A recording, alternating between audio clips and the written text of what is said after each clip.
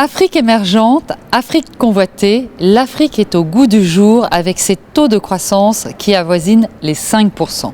L'Afrique au goût du jour car elle est devenue une solution possible pour les pays occidentaux en panne de croissance.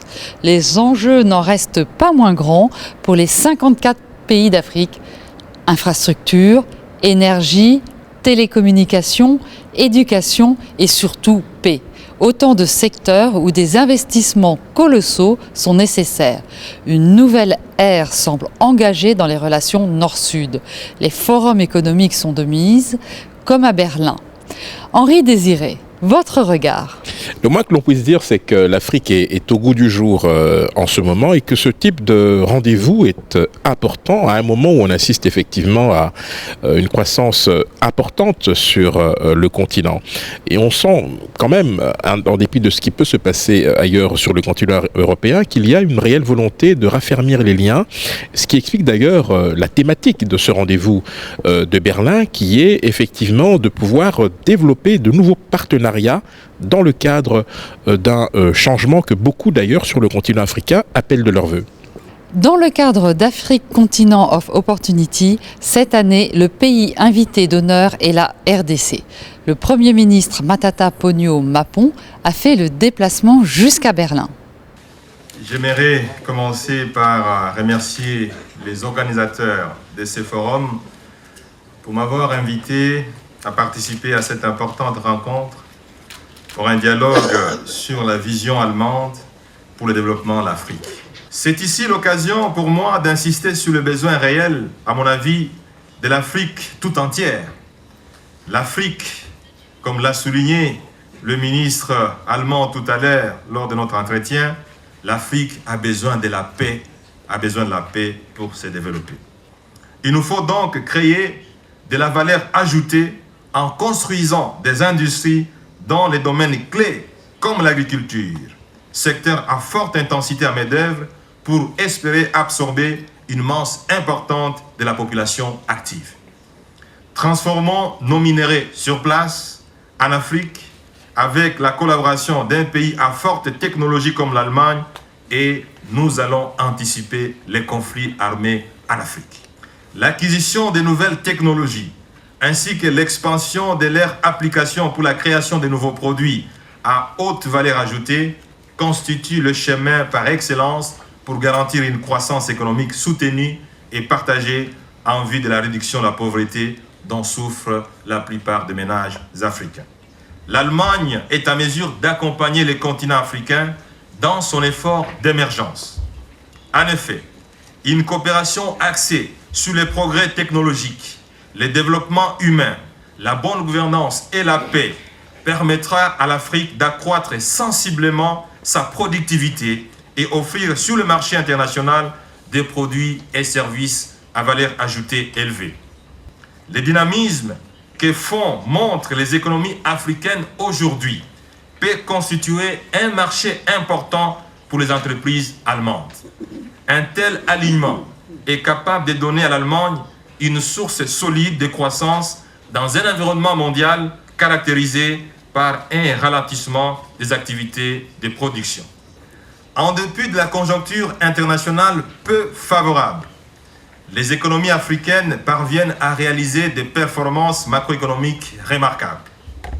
En conséquence, l'Afrique est donc devenue une destination de prédilection pour les investisseurs, notamment pour les entreprises allemandes. Toutefois, pour être mutuellement bénéfique, ce partenariat doit se fonder sur la responsabilité et le respect mutuel. Henri Désiré, que peut-on retenir de la présence du Premier ministre et de son message ? Alors, le Premier ministre a délivré, bien évidemment, un message d'espoir, mais surtout ponctué de ses différentes réalisations. Il faut savoir que depuis son entrée en fonction en 2012, le Premier ministre Matata a engagé un certain nombre de réformes structurelles, dont certaines ont été créditées par les institutions financières internationales. Donc, il était important pour lui à la fois de rappeler les résultats obtenus, mais aussi du chemin qui reste à faire, étant entendu que la RDC va afficher cette année et l'année prochaine également un taux de croissance avoisinant les 9%, ce qui n'est pas anodin en soi. Alors, il a également saisi cette opportunité pour rappeler que la RDC, engagé dans ces différentes réformes, restait un partenaire à la fois fiable mais surtout attentif à l'évolution du monde, raison pour laquelle il a renouvelé son souhait de voir notamment les relations se renforcer entre la République d'Allemagne et son pays. Nous avons assisté à un forum vivant, des intervenants brillants. Votre analyse ? Alors, il faut rappeler que les intervenants venaient des quatre coins du continent africain, puisque l'objectif c'était de montrer que l'Afrique est un continent d'opportunités. Et pour ce faire, chacun était dans son rôle d'une certaine manière, puisqu'il s'agissait de rappeler ce qui a été fait, ce qui reste à faire, et dans quel cadre cela peut se faire dans un partenariat gagnant-gagnant.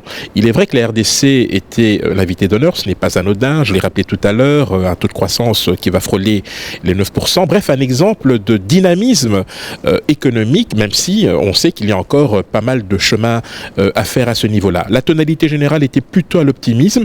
Lorsque l'on voit la manière avec laquelle certains pays africains essayent de trouver des solutions durables aux problèmes qu'ils rencontrent, on peut se féliciter de ce rendez-vous qui probablement en appellera d'autres dans les prochaines années. Net Info a été à la rencontre de quelques participants. Voici leur impression. Je pense que toute opportunité pour faire savoir comment vraiment est composée l'Afrique, ces 54 pays, sont très très importantes pour que les pays comme l'Allemagne puissent développer leur propre stratégie, comment former des collaborations avec les pays africains. Et ceci est une très bonne chance qui a donné l'occasion à plusieurs personnes de dire ce qu'ils pensent. Il a été très bien préparé. Mes attentes par rapport à cette conférence sont que des solutions concrètes pour le développement de l'Afrique puissent être trouvées ici. Non seulement que ces solutions restent sur papier, que ça soit pratiqué.